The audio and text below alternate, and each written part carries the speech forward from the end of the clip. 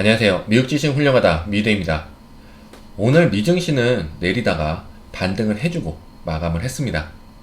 파월 의장이 인플레이션에 대응하겠다는 이야기 나왔고요. 옐런 장관은 인플레이션이 미국 경기에 부담을 줄 수 있다는 이야기도 있었습니다.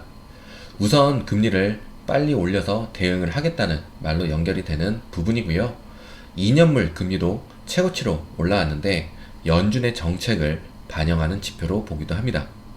지금 바이든 대통령이 지지율 때문에 인프라 법안이나 지출안을 진행하는 데 있어서 발목 잡는 게 인플레이션이라서 제가 전에 말씀드린 것처럼 바이든 대통령이 더 적극적으로 국제 유가와 에너지 가격 안정을 위해 노력할 거다 라고 말씀드린 적이 있는데요. 그것이 실행이 되는 듯 보입니다. 하지만 주위에서 계속 역효과가 날 수 있다는 이야기도 나오고 있습니다. 바이든 대통령이 비축유 방출하겠다고 이야기했죠. 시장이 나오는 데는 13일 정도 걸린다고 하는데요. 다른 나라도 동참할 것이다 라고도 했고요. 하지만 산유국들이 생산량을 줄이는 계기가 될 것이다 라는 말이 나오면서 역효과가 날 수 있다는 이야기가 나왔습니다. 바이든 대통령이 인플레이션을 잡으려고 큰맘 먹고 진행하는 게 비축유 방출이었는데 이게 역효과가 나면 인플레이션 걱정을 더 하게 되면서 결국은 금리 올리는 시점이 빨리 올 수 있겠구나 생각하게 만드는 부분입니다. 파월 의장이 인플레이션에 대응하겠다는 이야기와 연결되는 부분입니다.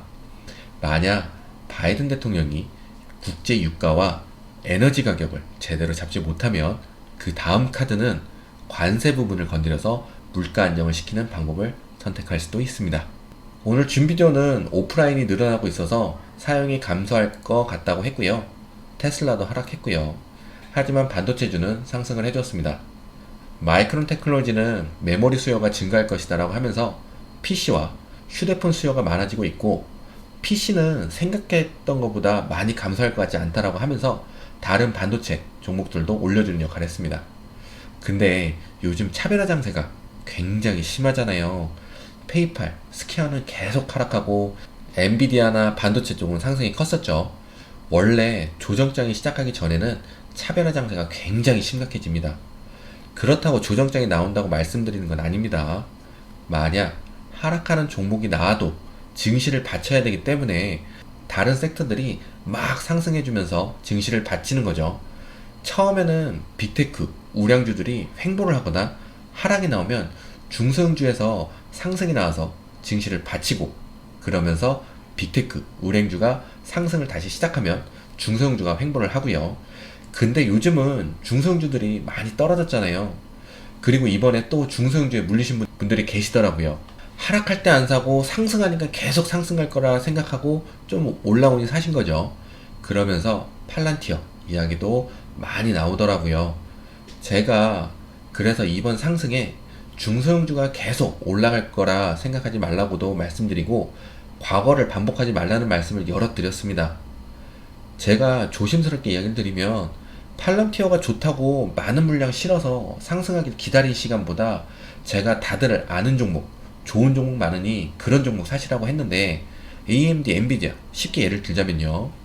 증시 흐름으로 올라타서 수익하는 게 더 좋지 팔란티어에 크게 투자해서 지금 지나버린 시간이 얼마나 큰지 생각해 보세요. 그리고 텔라덕도 하락했는데 어느 분 말씀이 써봤는데 좋다고 하면서 향후는 텔라덕이 이끌어 갈 겁니다 하면서 자기가 자신에게 마법을 걸면서 추매를 하신 분도 계시더라고요. 제가 계속 말씀드리는 부분입니다. 가지고 있는 종목을 다 이길 수는 없습니다.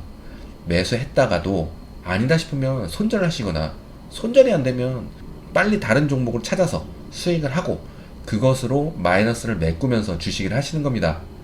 그리고 포트폴리오만 튼튼하시다면 조정장, 폭락장 시기만 아니라면 보통 6년 이상이면 60% 이상의 종목들이 다 수익전이 되고 내가 익절하지 않아도 이젠 어느 정도의 돈은 완전한 나의 수익이다 라고 판단이 될 수 있는 시간이 옵니다. 그러니 꾸준히 노력하시면 향후에는 좋은 포트폴리오로 큰 수익 하실 수 있을 것이니 미주일 여러분 화이팅입니다. 요즘 코로나도 다시 심각해지는 듯 보이는데요. 그러면서 여러가지 이야기가 나오는데 걱정할 정도는 아니다 라고 하면서 미국이 폐쇄 정책을 하진 않을 것 같다는 이야기가 나왔습니다. 미국 사람들이 자발적으로 서로가 피하면서 다닐 가능성이 많아서 폐쇄 정책을 하지 않을 것이다라는 이야기가 나왔는데요. 간단하게 지금 폐쇄 정책을 하게 된다면 증시에 큰 영향을 줄 수도 있기 때문에 절대 폐쇄 정책을 할 수는 없을 것으로 생각이 듭니다. 그리고 바이든이 지지율도 낮은 상태에서 폐쇄 정책의 선택은 정말 힘든 부분이고요. 제가 전 영상에서 아마 내년에 코로나 종식 선언을 할 거라는 루머를 말씀드린 적이 있는데요. 그 부분이 지금 바이든 대통령의 지지율을 높여줄 수 있는 하나의 방법이기 때문에 그쪽으로 계속 방향을 잡고 있는 상태에서 폐쇄 정책을 하기는 정말 어려울 것입니다. 그래서 앞으로 부스터샷을 맞으라는 이야기를 계속 하지 않을까 하는 생각이 들고요. 이러면서 조심스럽게 머크 치료제 사용도 통과가 될 가능성이 많아 보이고요. 정말 만약 폐쇄 정책을 한다면 이 부분도 반대적으로 생각해 본 건데요. 기본적으로는 증시가 하락할 확률이 높아지는데 여지껏 바이든 대통령 지지율이 낮아서 증시라도 올리자 해서 여기까지 온 거잖아요. 제가 절대 조정장은 없다, 하락은 없다, 무조건 상승이다 외치면서 왔고, 말도 안 되지만 상승장이다, 불장이다 이러면서요. 하여튼 폐쇄 정책을 꼭 필요로 한다면 하더라도 증시에 영향을 크게 안 주는 방법으로 해서 진행을 하지 않을까 하는 생각도 듭니다. 아직까지 변함이 없는 건 바이든 대통령의 지지율이 굉장히 낮은 상태에서 증시까지 내린다는 것은 어려운 상황으로 보입니다. 하지만 걱정이 되는 건 차별화 장세입니다. 이러면 결국 개미만 힘든 꼴이 되는 거죠.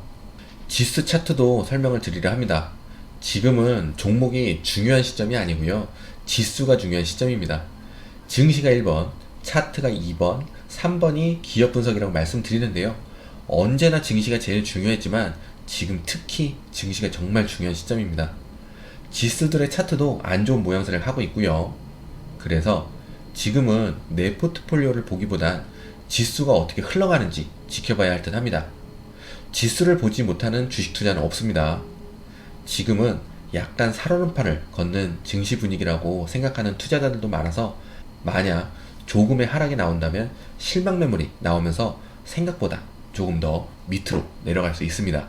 지금 S&P와 스파이는 쌍고점을 만들었다가 그 부분을 뚫고 올라가는 척 하다가 다시 하락을 해줬습니다.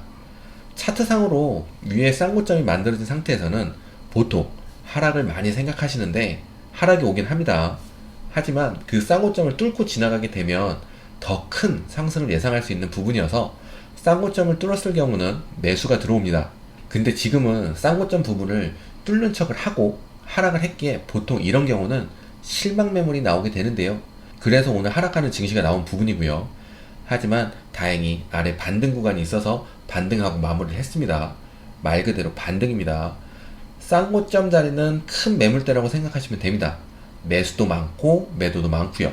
그래서 큰 매수가 큰 매도를 잡아먹고 상승을 하는 건데 반대로 큰 매도가 큰 매수를 잡아먹으니 큰 매수를 한 물량들은 LI 하고 던져버리면서 실망 매물이 나오고 그러면서 과매도로 진입하는 경우가 생깁니다. 생각보다 더 내려가는 거죠. 그리고 나스닥, QQQ를 보면 쌍고점 자리에서 상승, 그리고 다음날도 추가 상승. 하지만 오늘까지 하락으로 쌍고점 매물대 밑으로 복귀했는데요. 원래 나스닥이 올라섰을 때 S&P도 따라 올라와 줘야 하는데 나스닥이 날아가려고 하는데 S&P는 쌍고점 아래서 맴돌고 있으니 추가 상승하기가 쉽지 않았던 부분입니다. 나스닥 혼자 올라가다 주위를 보니 S&P가 안 보이는 거죠. 그래서 찾아서 보니까 아래 있고 QQQ는 S&P를 데리러 조금 하락을 하다가 S&P를 만났는데 그래서 올려주려고 손을 잡았는데 S&P가 너무 힘껏 잡아당긴 거죠. 그러면서 나스닥이 내려오게 된 것입니다. 지수는 같은 모양을 하면서 움직이게 이해를 돕고자 다른 방법으로 설명을 드린 부분이고요. S&P가 나스닥을 따라와서 올라 주었다면 기분 좋은 상승이 한 번 더 출현할 수 있었을 텐데 아쉬운 부분이 있습니다. 하여튼 나스닥 같은 경우도 실망 매물이 쏟아질 수 있는 상황입니다. 말씀드린 것처럼 쌍고점을 뚫고 추가 상승을 했어야 하는데 다시 내려왔으니 위에서 매수한 물량들이 매도를 하려고 눈치를 보고 있을 수도 있습니다. 만약 이번 주나 다음 주 초에 상승을 다시 해준다면 말이 틀려지겠지만 이대로 횡보한다면 실망 매물이 나오고 큰 물량들이 들어온 매물대였기 때문에 싼 고점 자리요.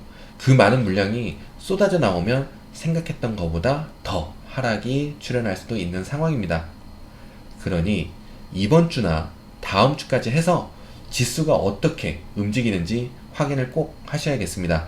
그렇다고 아직 조정장을 봐야 하는 부분은 아닙니다. 우선 많이 올랐잖아요. 그래서 연말 랠리를 위해서 눌림도 주고 가야 하지 않을까 하는 생각이 듭니다. 위에 말씀드린 것처럼 나스닥과 S&P가 같이 싼 고점을 뚫고 지나간다면 한 번 더 상승을 기대해 볼 만하니 지수를 확인하시면서 가시면 좋겠습니다. 그리고 이번 주 목요일은 증시가 열리지 않습니다. 아시다시피 땡스기빙이니 그래도 방어를 해주고 한 주 마감하지 않을까 생각이 들고요. 오늘 영상은 여기까지입니다. 모두 좋은 하루 보내시고 부자 되세요. 고맙습니다.